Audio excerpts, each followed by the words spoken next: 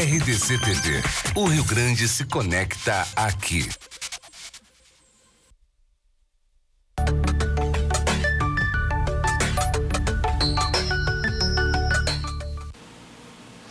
Boa tarde a todos. Mais uma vez nos encontramos com grande satisfação para todos nós aqui no estúdio, esperando esse encontro com vocês.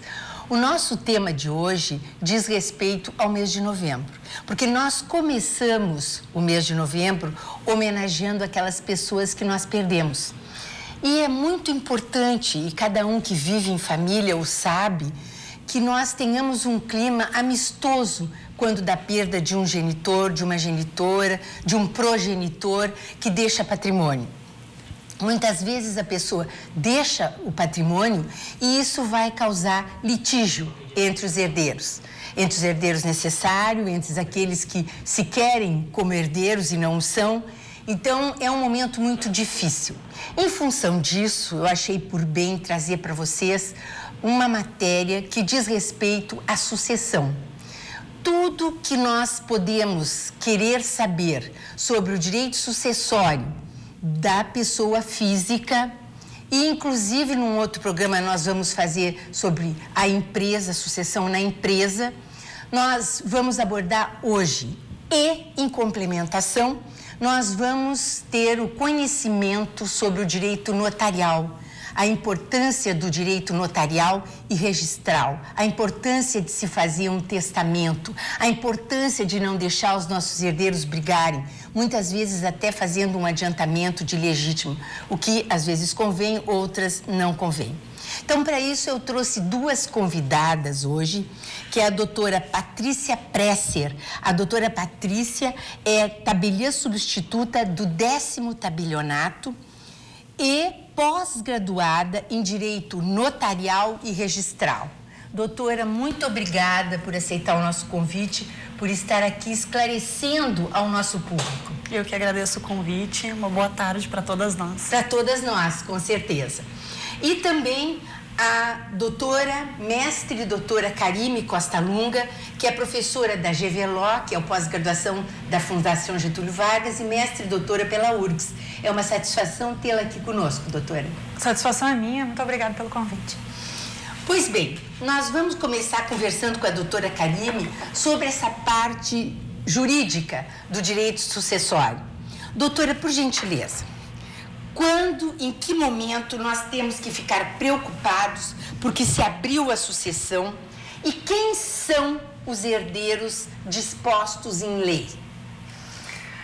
Esse, de fato, é um tema que causa muita estranheza, muita dificuldade, principalmente para a cultura latina, porque nem sempre as pessoas estão preparadas para tratar da sucessão, porque quando se fala em sucessão, se está falando de perda, de rompimento, de afastamento, de separação daquelas pessoas que não são queridas, como bem colocaste. Só que muitas vezes isso se torna necessário considerando que se está falando da sucessão patrimonial, quando, no tempo, suceder significa dar continuidade às relações jurídicas que eram estabelecidas pelo morto e que envolviam, consequentemente, o seu patrimônio e também regiam, estabeleciam todas as suas outras relações com as pessoas com quem ele convivia, com quem estabelecia, com quem tinha créditos, débitos, enfim, toda a ordem de relações jurídicas, não é? O direito sucessório, ele é pautado e tem o seu início, por óbvio, muito nas relações de direito de família. Então, nós falamos, no momento de celebrar núpcias, de estabelecer um contrato de união estável, nós falamos que as pessoas têm que ter conhecimento para poder fazer as escolhas corretas. Então, do que estou falando mais objetivamente?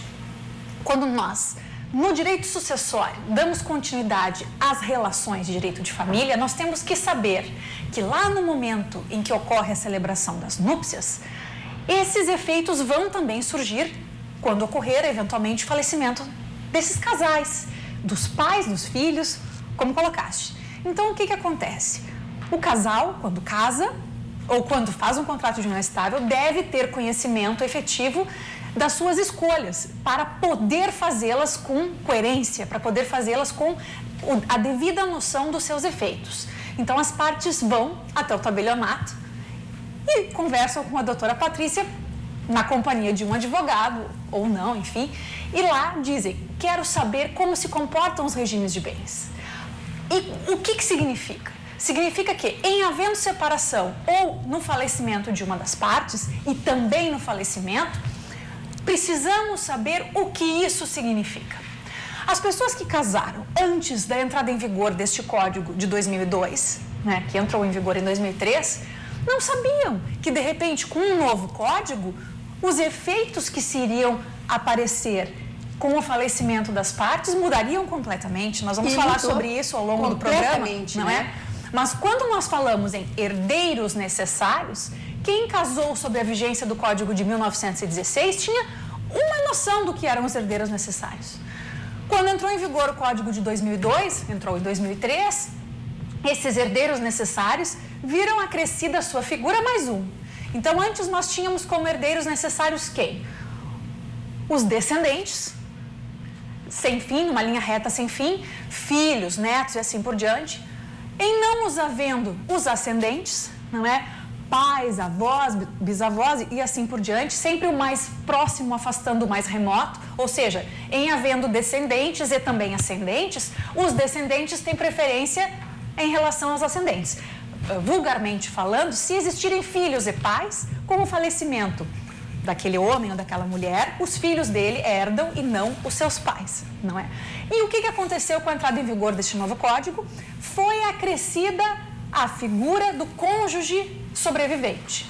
Então, nós temos, pelo 1845 do novo Código Civil, que herdeiros necessários são descendentes, ascendentes e cônjuge sobrevivente. Eu tenho certeza que ao longo do programa nós vamos introduzir mais uma figura para aumentar a complexidade desse tema, não é? Que é o companheiro, não é? Mas vamos começar com isso: descendentes, ascendente e cônjuge sobrevivente. Esses são os herdeiros necessários. Necessários por quê? Porque não podem ser afastados da sucessão. Tem que receber a sua parte. Pelo menos metade. Não é a mesma coisa que herdeiros legítimos, aqueles que a lei, em algum momento, nos seus dispositivos, diz que esses herdeiros têm direito a receber alguma coisa. Podem ser afastados, outros tendo preferência, mas necessários não podem ser afastados. Doutora, eu lhe pergunto, de que maneira o morto poderia fazer valer a sua vontade? Quer dizer, deixar prevenido antes de morrer o que ele quereria? Olha, existem várias formas para que isso aconteça. Isso pode ser feito em vida, para já ter eficácia ainda durante a vida dessa pessoa, ou pode ser feito para que tenha eficácia e validade efetivamente só na morte. E a doutora Patrícia vai falar disso, acredito que com muito mais propriedade do que eu. Mas nós estamos falando basicamente de um instrumento de doação. Pode ser doação com reversão, ou seja, doação que não se configure determinada condição que daí volta para o patrimônio do doador. Pode ser através de uma constituição um pouco mais complexa, digamos, de uma holding patrimonial, que nós vamos falar em outra ocasião, que não hoje. Ou pode ser do tão conhecido e polêmico testamento, não é, doutora? Só que o testamento não vai servir só para disposições patrimoniais. Não só para dizer como e com quem ele quer que o seu patrimônio fique. Pode ser, inclusive, para fazer declarações como o reconhecimento de uma paternidade. Então, é um instrumento que tem caráter tanto patrimonial como não patrimonial. Mas é o que nós conhecemos e mais comumente conhecemos como o instrumento utilizado para que se possa determinar com quem deve ser, a quem deve ser destinado o patrimônio após o falecimento. Uma das coisas boas, né, doutora, do testamento é que ele pode ser alterado diversas vezes até o efetivo falecimento. As pessoas nem se sabe que foi alterado esse instrumento. Pode ter 4, 5 testamentos. Aí é o problema do custo, mas nem é tão custoso assim. Não é? E vai viger o último. Vai viger sempre o último, mas sempre tendo aquela atenção de que tem que ter uma cláusula dizendo que revoga-se os anteriores. Exatamente. Não é? A doutora vai falar nisso com mais propriedade. Com certeza. Doutora, ainda um herdeiro concebido, né? Um casal, a mulher está grávida e morre o companheiro. Este nascituro, com o nascimento com vida, ele já fica garantido no seu direito hereditário? Ele tem o seu direito hereditário garantido, sim.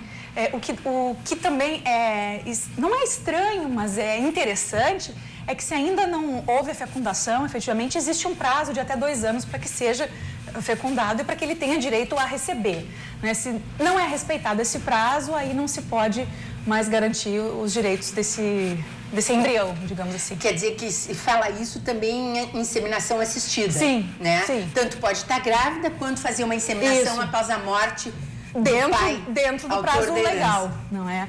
Claro, hoje as polêmicas são muito grandes em relação a isso, porque nós lidamos com inseminação heteróloga, inseminação homóloga, ou então também se tem conhecimento de outras formas de fecundação que nem sempre o pai registral que seja tem conhecimento ou está concorde. Então tem muitas outras questões que permeiam a paternidade a ponto de ter os direitos hereditários reconhecidos. Mas pelo menos o permear dessa questão dos direitos de um embrião, nós trabalhamos com 2 anos. Eu acho que muitas vezes as pessoas não se deram conta da importância da alteração quando determina que o cônjuge é herdeiro. Aí eu lhe pergunto, como o cônjuge é herdeiro? O cônjuge é herdeiro necessário considerando a data do falecimento do casal. Então, o que vai valer é a regra que estiver vigente no momento do falecimento. Então, o casamento pode ter sido celebrado em 1980, 1990, pode ter sido celebrado um pacto naquela época com a opção pelo regime de bens. Ocorre que, se o falecimento das partes, de uma das partes, não é, ocorreu na vigência desse código que diz que o cônjuge sobrevivente é herdeiro necessário, aí é com essa regra, com esse direito intertemporal que nós estamos trabalhando. Então, vamos juntos fazer essa leitura da regra, não é? Falecimento sobre a vigência do código que diz que o cônjuge sobrevivente é herdeiro necessário. Ok. Vamos descobrir se ele recebe ou não, porque a regra é objetiva.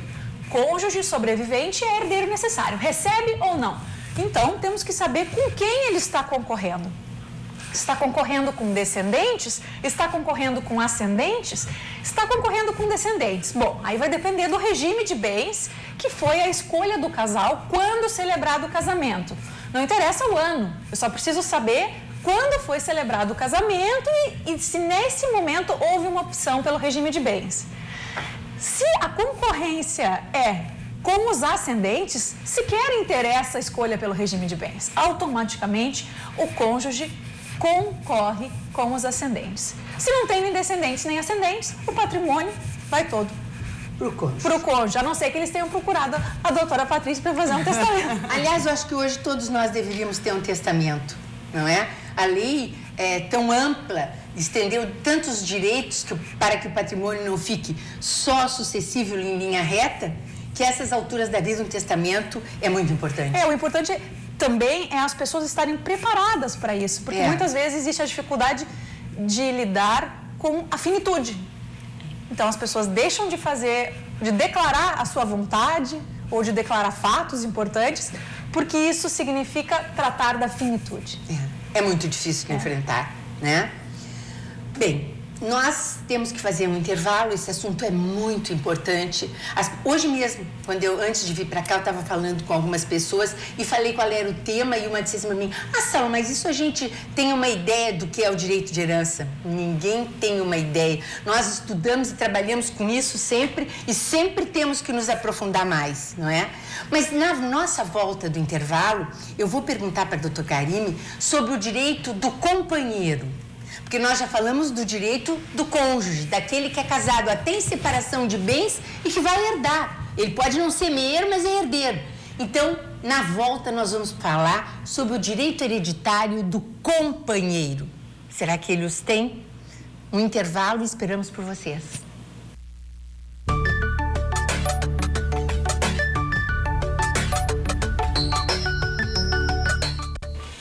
Obrigada pelo retorno.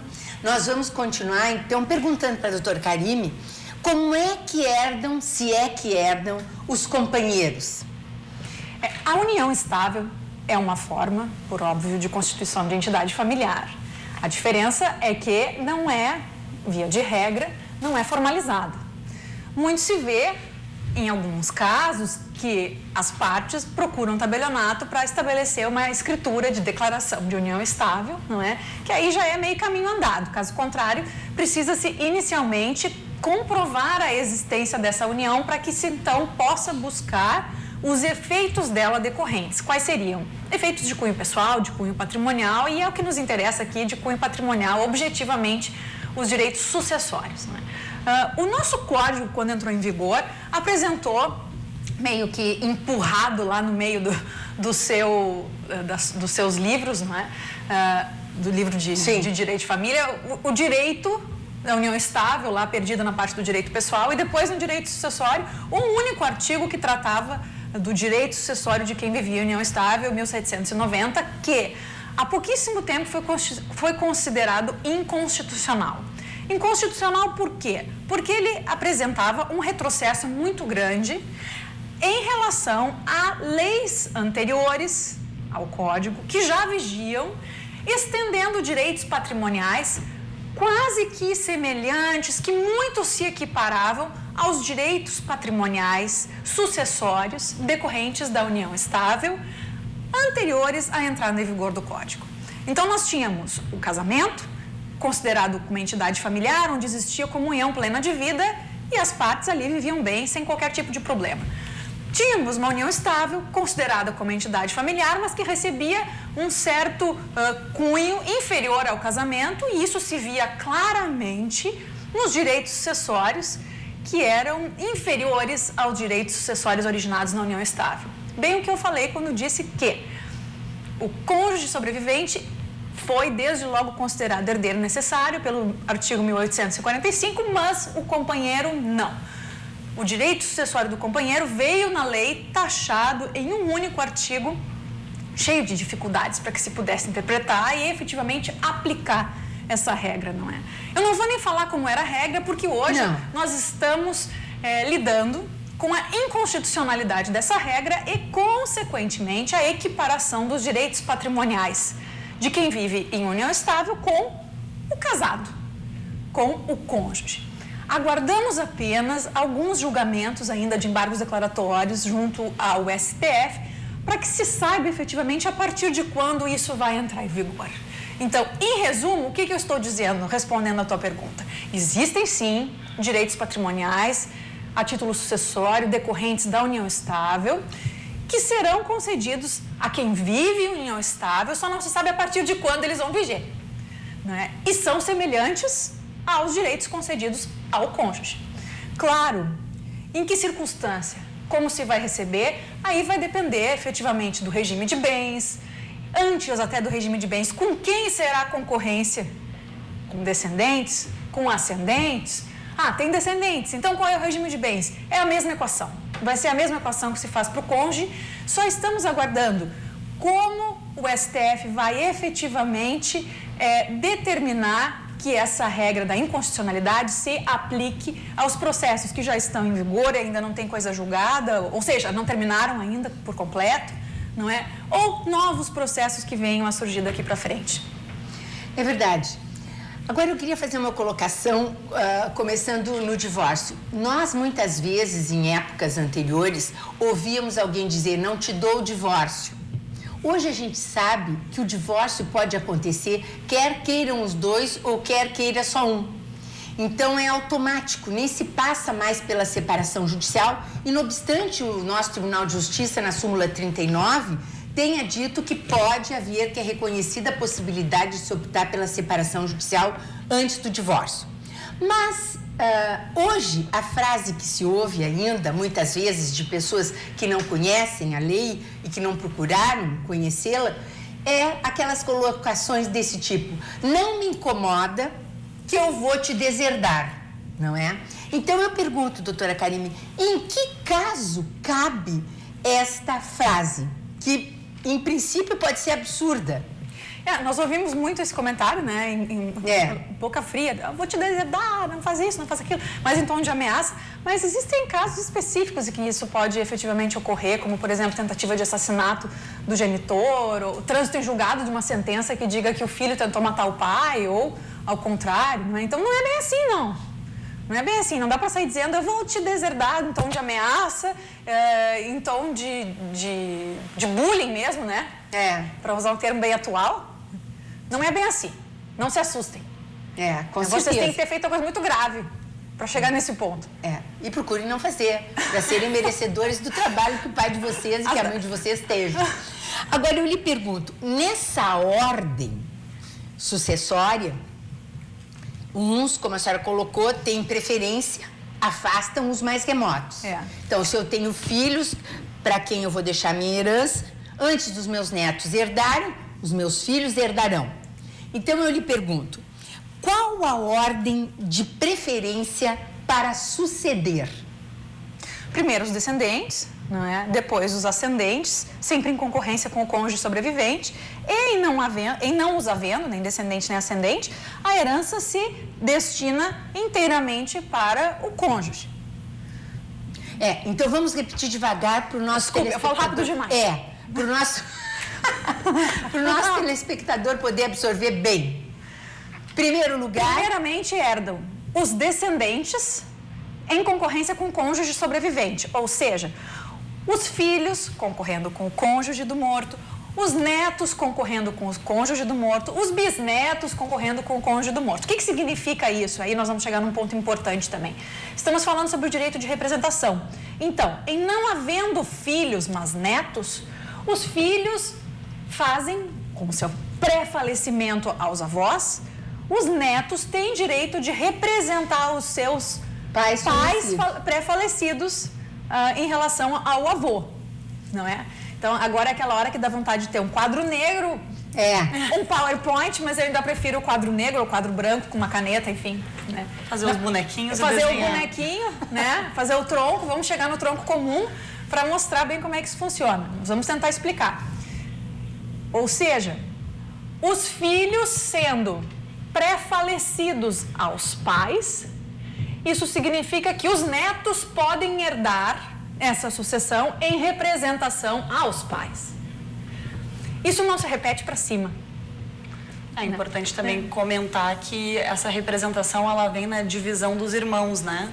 Então, se a gente tem um filho pré-morto, se ele tem 5 filhos, eles vão dividir o quinhão do seu pai por 5. Porque às vezes há a confusão de que, agora eu vou dividir por 6, sendo 2 filhos e 5 netos. Isso é muito importante. Então é importante fazer essa distinção. O direito hereditário por classe, por estirpe, não é? Isso é muito importante. Então aí é que se vai determinar como fica. Então, se tem um filho pré-falecido, o avô vai deixar para o neto, dividindo aquele quinhão em tantos netos quantos ele tenha daquele filho. Perfeito? Perfeito. E daí, doutor, eu tenho uma pergunta. Porque o que a gente vê muitas vezes quando o cliente chega no escritório e diz assim, eu quero fazer um testamento para beneficiar, enfim, a minha filha, para proteger o meu filho, né? Nunca se sabe ao certo o que leva uma pessoa a beneficiar um ou outro. Não se sabe. Cada um tem as suas razões. Um pai pode beneficiar um filho por achar que aquele filho é mais frágil. Pode beneficiar o outro filho por achar que aquele segundo filho é mais trabalhador. Ou um terceiro porque é mais merecedor de atenção, não é? O que a sua experiência demonstra em relação a isso? Porque nós temos diferenças de recebimento, nesse caso específico, digamos, quando se ganha por cabeça, quando se ganha por estirpe, na linha, não é? Sim. Acho que essa observação foi bem procedente em relação a isso. Cada um escolhe beneficiar um parente por uma razão, que só vem à tona com o falecimento, ou até pode nem vir. Né? Sim. Então, o que a sua experiência traz em relação a isso quando a pessoa chega, quando um testador chega no tabelionato e diz, ele diz porque está beneficiando alguém, ele coloca no testamento as suas razões? As razões geralmente não entram dentro do testamento, mas existe sempre uma entrevista prévia com o testador, antes mesmo de agendar o testamento, aonde se conversa para poder se entender qual o motivo daquele testamento. Porque é justamente isso, às vezes a pessoa tem um intuito e ela vem e faz outro porque não consegue se esclarecer ao tabelião. Então essa conversa prévia é muito importante, ela precisa ter esse momento onde o tabelião ele vai ouvir a parte, ele vai entender, olha, eu quero beneficiar o meu filho A, pois ele me cuidou a vida inteira, certo? Mas ele lhe cuidou a vida inteira desde quando? Então a gente vai conversar e às vezes a pessoa acaba chegando lá com uma ideia e muda de opinião. Muito na deserdação que vocês colocaram agora, as pessoas falam muito, eu quero deserdar o meu filho porque ele não vem me visitar. Então você vai concluir a vida inteira do seu filho nos últimos 2 anos. Vamos supor um exemplo. Claro. Isso é muito importante de se conversar, de se trazer dentro de uma conversa prévia, de entender o motivo dessa deserdação. A gente geralmente questiona, mas existe abuso físico? Há uma violência física? Tem alguma questão que possa ser configurada como uma deserdação, porque como tu colocou muito bem, essa deserdação ela é muito difícil na atualidade. Então tem que ser algo muito severo para que saia uma deserdação. E a gente sempre orienta isso, porque o testamento, ele é um ato de última vontade e ele só vai ser lido após o falecimento. Não vai ter todas aquelas justificativas que a gente faz na frente do tabelião, elas não estarão todas ali no documento, até porque não é possível se colocar tudo que se quer dentro do ato, né? Ele é um ato muito formal. Então, isso é muito importante ressaltar. E aí, vamos na seguinte situação, deserda o filho B. E aí vem a abertura do testamento judicialmente e começa uma briga familiar por causa daquela deserdação. E quem sabe não era isso que aquele testador queria. Ele queria era chamar atenção para aquele filho no momento em que ele fez, olha filho, estou aqui, eu quero que você me olhe. Então são situações diferentes para uma mesma vertente jurídica, né? Então é importante saber o que de fato é uma deserdação e isso é um ponto muito específico do tabelião de poder orientar. Às vezes vem um advogado, também ouvido à parte, sentam os dois na frente do tabelião, conversam com o tabelião e se chega a um denominador comum, ao invés de se deserdar um filho, prevaleça o outro filho, que assim tu já estás fazendo de uma certa forma uma predileção a um filho. Então isso é muito importante nas conversas com os testadores, advogados, e geralmente vem algum parente junto, já aprende um pouco, já pensa no seu testamento, porque de fato, como tu colocou, as pessoas só pensam na sua finitude. E final de ano, como nós estamos... É sensível. O pessoal enlouquece querendo fazer testamento. A gente tem lá umas 20 ligações para retornar, todo mundo querendo agendar, porque chega o final do ano, festas de final de ano, o pessoal fica preocupado e acha que vai acabar acontecendo alguma coisa e quer sempre fazer um testamento. A gente tem alguns casos de pessoas que todo final de ano querem mudar o testamento também. Isso é bem comum, né? Bem típico, né? Interessante ver as pessoas, cada vez tem um cuidador diferente, um sobrinho diferente, quero prevalecer novamente. Isso é bem legal, assim, de assistir, de verificar, né? Essa mudança do E do também pessoal. as pessoas têm que atentar para a nova legislação, não se pode gravar todo o patrimônio. Pode-se, na realidade, dispor desde que justifique o porquê que vai gravar aquela parte do patrimônio, não é, doutora? Isso, tu diz gravar com as cláusulas, né? Inalienabilidade, incomunicabilidade, empenhorabilidade. Hoje, a parte da herança, ela não é permitida a não ser com um justo motivo. E atualmente é muito difícil se ter um justo motivo. Então, o que normalmente se faz é gravar essas cláusulas só na parte disponível, porque assim já fica um pedaço do imóvel, do patrimônio seguro. E se, né, a partir daí se verifica o que pode ser feito para resguardar esse patrimônio. Isso é muito importante as pessoas saberem, porque aquelas pessoas que haviam gravado tanto a parte disponível quanto a legítima tiveram 1 ano para modificar. Sim. E muita gente deixou os testamentos antigos porque não foi alertado para isso o suficiente. Porque nessa ocasião deveriam ter, então, deixado gravada a parte disponível e a legítima dos seus herdeiros poderiam tentar justificar. Já me aconteceu de fazer o testamento justificando. por maus tratos dos filhos, né? Não era o caso de deserdar, mas era de prático abandono. Nós vamos fazer um intervalo e já voltamos agora com a doutora Patrícia Presser a falar sobre o direito notarial e registral. Voltem conosco.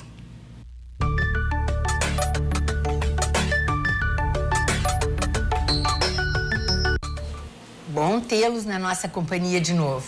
Agora, nós falamos em testamento, na possibilidade de fazê-lo, o que é mais importante, como gravar aquelas cláusulas que são os gravames. Então, agora, eu pergunto para a doutora Patrícia Presser, como é, na prática, em cartório, que esse testamento pode ser feito?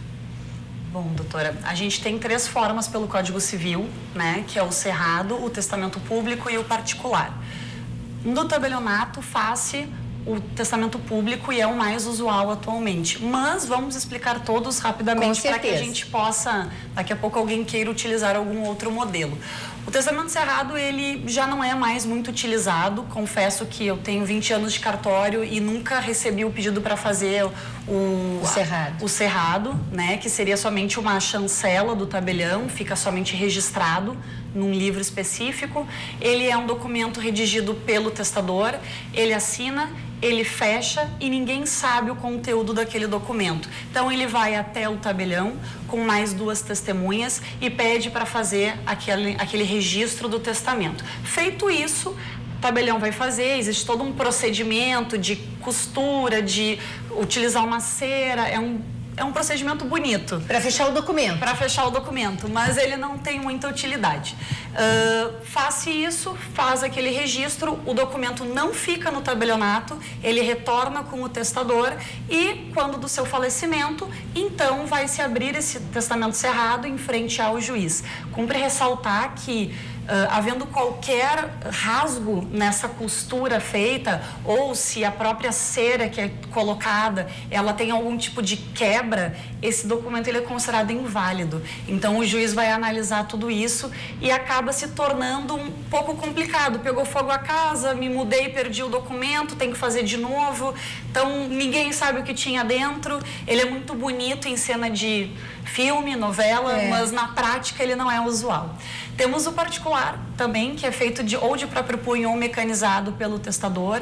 Ele tem que ser lido na frente de 3 testemunhas. As 3 testemunhas assinam junto com ele e reconhecem firma. Esse testamento, para ele ter validade, o juiz tem que ouvir essas 3 testemunhas, o que acaba muitas vezes também inviabilizando, porque a testemunha vem a falecer, não se encontra, pega uma pessoa qualquer para assinar, o que às vezes a pessoa na pressa acaba fazendo, não sabe onde mora, não tem informações, fica difícil de localizar. O juiz, não se sentindo seguro dos procedimentos, ele vai acabar invalidando ou não aceitando aquele documento. E então nós temos o testamento público, que ele é feito na frente de um tabelião de notas, ele precisa de 2 testemunhas, tem toda uma formalidade dentro do Código Civil a ser cumprida, tem que ser lido em voz alta pelo testador, todo mundo tem que estar ciente, ninguém pode exprimir a sua opinião. Ah, mas quem sabe a senhora muda isso, faz assim, deixa para o seu sobrinho. Testemunha não pode falar ao longo do testamento, até para não haver algum tipo de coação. O tabelião ele vai presenciar toda essa situação, ele vai verificar que a pessoa está ali, é aquela vontade que ela tem e é aquilo mesmo que ela quer. Por isso existe aquela conversa prévia, se ajusta uma minuta, se deixa mais ou menos da forma como ele quer e no momento do ato comparece o testador, as 2 testemunhas, fazemos a leitura na frente de todos, o tabelião no caso, ou o seu substituto na falta dele, né? E assina-se na frente com todos ali e já saem com o documento pronto do cartório. E descansados, não é? Descansados. Doutora, esse testamento, qualquer um pode fazer e decidir para quem deixar os seus bens? Ou é só quem tem muitos bens que pode haver algum problema depois na divisão? Uma pessoa que, na realidade, nem tenha bens imóveis, né? Tem pequenos bens de pequeno valor. Como é que a senhora aconselharia que ela procedesse?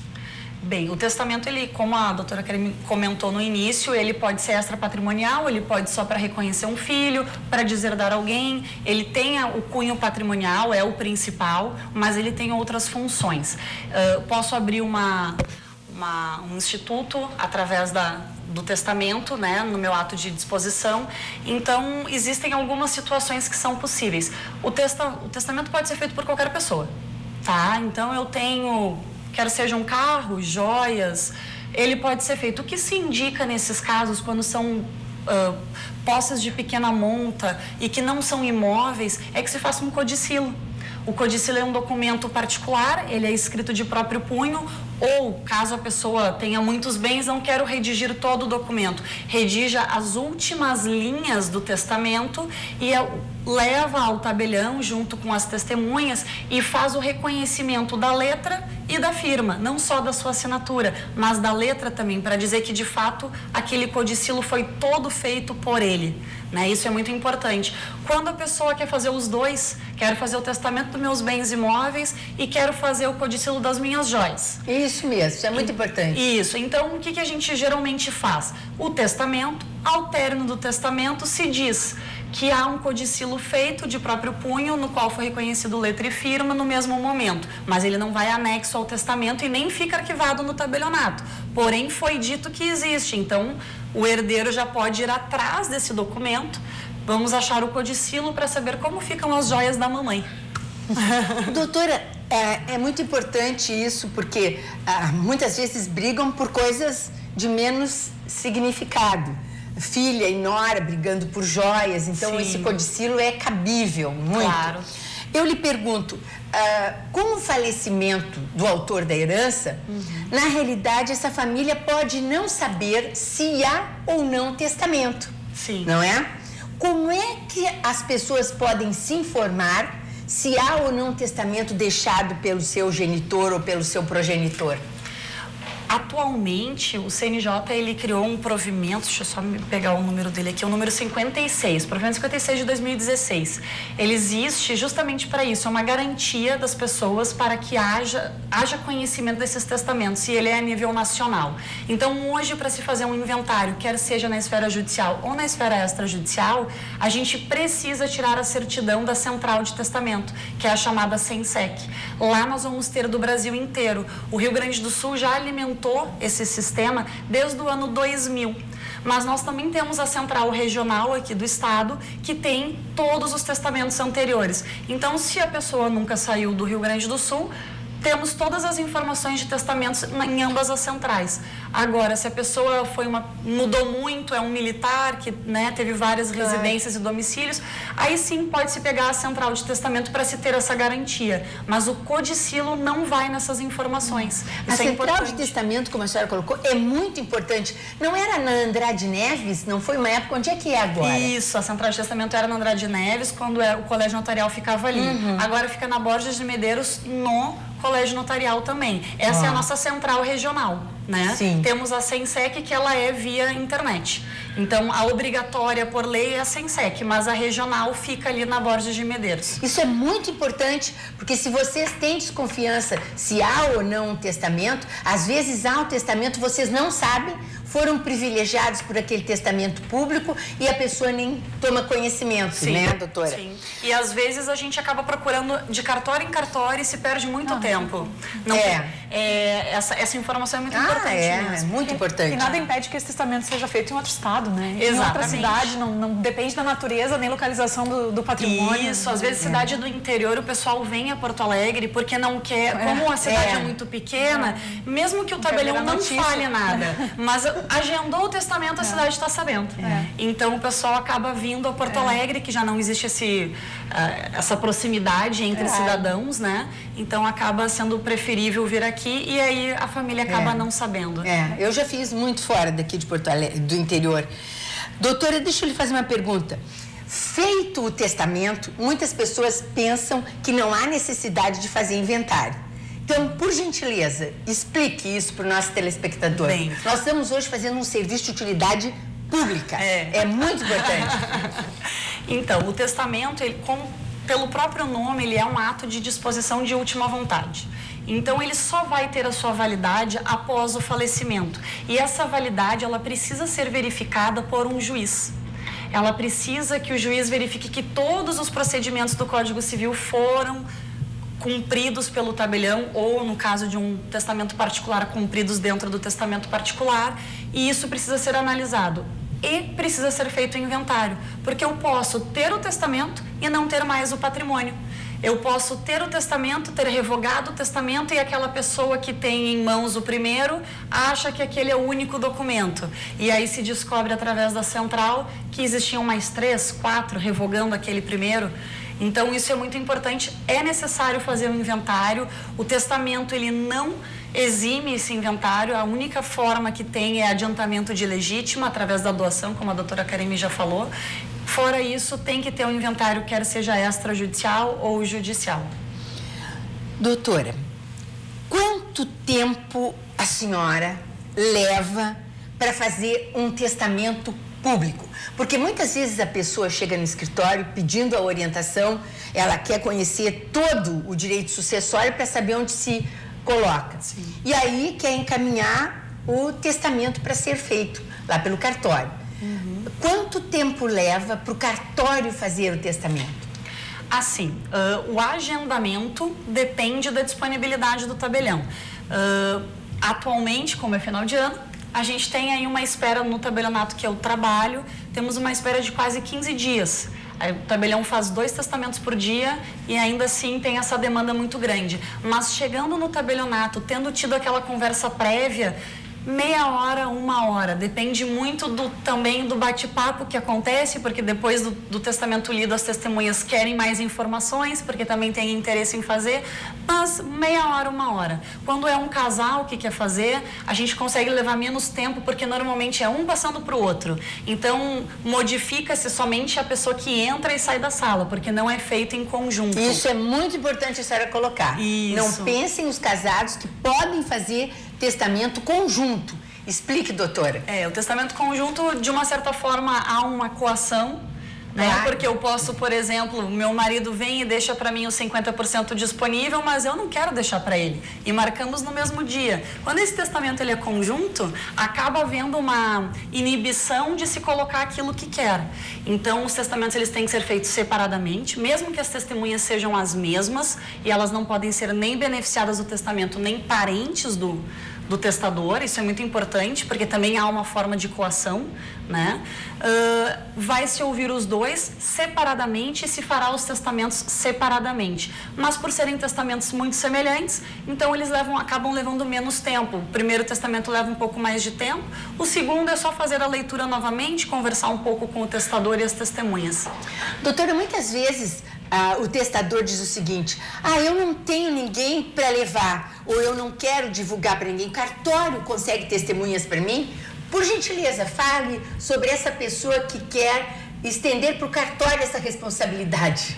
Assim, nós não temos uma orientação específica proibindo, em alguns estados existe, mas existe justamente uma questão de conhecimento e lucidez daquela pessoa que está testando.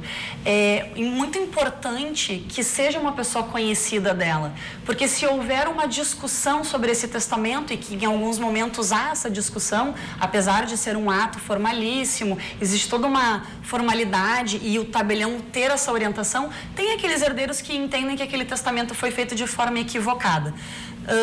Nesse caso, aquela testemunha do testamento, ela é fraca. Ela vai ser chamada para ser ouvida no judiciário e a primeira pergunta que vai se fazer: mas tu trabalha no tabelionato? Qual é a garantia que se tem dessa testemunha? Então, isso enfraquece a oitiva da testemunha dentro do judiciário. Lá no tabelionato nós temos por praxe não aceitar os funcionários como testemunha, mas não é vedado. A gente simplesmente indica justamente isso. Se houver uma discussão, essa testemunha ela não será uma boa testemunha. Então, que seja um conhecido, o cabeleireiro, o barbeiro, aquela pessoa que conhece há anos, claro, né, que tem uma convivência, não precisa ser um conhecido de estar sempre junto, porque às vezes existe também essa, eu não vou chamar alguém para ouvir o que eu quero deixar ou não, mas aquele conhecido que lhe conhece, que sabe que há muito tempo lhe atende de alguma forma, essa pessoa é uma boa pessoa. Convide ela para passar uma tarde tomando um café, né, ofereça um café leve por meia hora lá no tabelionato, que está tudo resolvido. E essa é uma boa testemunha. Ótimo. Bem, agora eu quero colocar para a doutora uma situação muito importante. Se com testamento é possível fazer inventário e partilha no cartório. É muito importante. Nós estamos acostumados a fazer inventário judicialmente. Então, agora eu quero saber se pode fazer no cartório. Mas isso nós vamos saber depois do próximo intervalo. Aguardo vocês.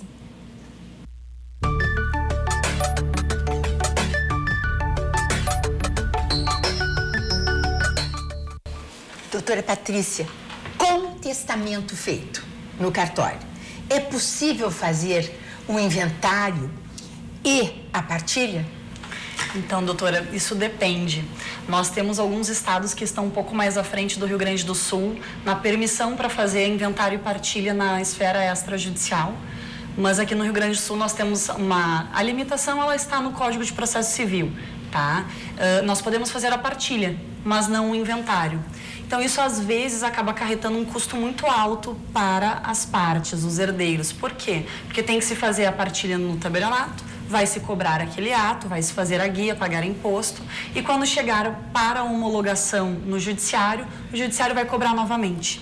Então, existe uma questão de custo, mas fazendo a partilha na esfera extrajudicial, todos os procedimentos são muito mais rápidos, porque a homologação ela vai levar uns 3, 4 meses, diferentemente de um processo de inventário e partilha onde se prolonga as questões de prazos, se tem mais de um advogado, e aí temos toda a questão de inventários que a gente sabe que tem aí mais de 10 anos, né? E a partilha na esfera extrajudicial leva em torno de 1 mês aqui no Rio Grande do Sul, em função do tempo da guia do Estado. Importante frisar que essa partilha é uma partilha consensual, não há divergências. Isso. Então, aí se pode fazer no cartório. Exatamente. Doutora, e agora eu vou lhe fazer uma pergunta meio indiscreta. Quanto custa para fazer um testamento? Olha, eu vou te dizer que é bem barato. Dentro dos custos, né, e o quanto isso acarreta num alívio para quem o faz. No Rio Grande do Sul, o custo desse testamento varia mais ou menos entre uns R$400, tá? Eu não sei exatamente porque temos algumas taxas, ISSQN, selo do Poder Judiciário. Mas por volta disso. É menos que R$400 com uma via só do documento, e isso já com a informação à central de testamento. Depois tem que pagar sobre o valor dos bens, né? Isso vai ser pago no inventário. Sim. Isso, no inventário. Aí se paga sobre a avaliação do Estado. Mas aí paga quem recebe, né? Paga quem recebe. Exatamente. Essa é a grande diferença entre o testamento e a doação, né? A doação paga quem doa. E o testamento paga quem recebe. Aí vale a pena pagar. Doutora, e o testamento vital? O que é o testamento vital? Rapidamente. Então, o testamento vital, ele tem esse nome de uma forma um pouco equivocada. Ele é uma diretiva antecipada de vontade. Ele, na verdade, é uma declaratória. E é um desejo antes da morte daquela pessoa. É quando eu escolho ao final da minha vida algumas questões pessoais, como o que acontecer se eu tiver que ser colocada num aparelho, se eu ficar vegetativo, o que eu posso ou não fazer, sempre ressaltando que o Brasil não aceita a eutanásia. Então, Sim. Existem alguns procedimentos que a gente pode escolher nessa diretiva antecipada Até de vontade. o médico que eu quero que me trate, Claro. se eu não tiver a opção na hora, não tiver condições de escolher. Com certeza. Né? Posso também escolher um curador. Se eu tiver algum tipo de doença que eu necessite de um curador ao longo do tempo, essa diretiva ela pode trazer essa opção. Porque daqui a pouco eu tenho 3 filhos, mas eu quero que primeiramente vem o filho X, porque acho que ele administra melhor a questão financeira. Então, assim como eu posso beneficiar num testamento, eu posso também escolher para ser o meu curador. Claro, Né? Isso mesmo. Bom, vejam vocês, nós passamos pelo Dia dos Mortos, pelas pessoas que nós perdemos, homenageando essas pessoas. O nosso programa buscou, na sua praticidade, levar a vocês condições de deixarem menos pessoas tristes, chorosas e se sentindo prejudicadas. Nós vimos o lado prático, o que eu vou fazer com o meu patrimônio, de que maneira eu posso dividir, de que maneira eu posso deixar equanimemente dividido, ou não o querendo assim, de que maneira eu posso privilegiar aquele filho mais necessitado. Eu espero que vocês tenham gostado, tenham aproveitado, porque se procurou não outra coisa senão ir ao encontro do benefício de vocês. Nos encontramos agora, semana que vem, nesse mesmo horário, e eu quero agradecer a doutora Karime e a doutora Patrícia pelas brilhantes explanações. Eu acho que nós podemos alcançar aquilo que, na realidade, nos havíamos proposto. Até terça-feira que vem, às 17 horas, aqui, no 524.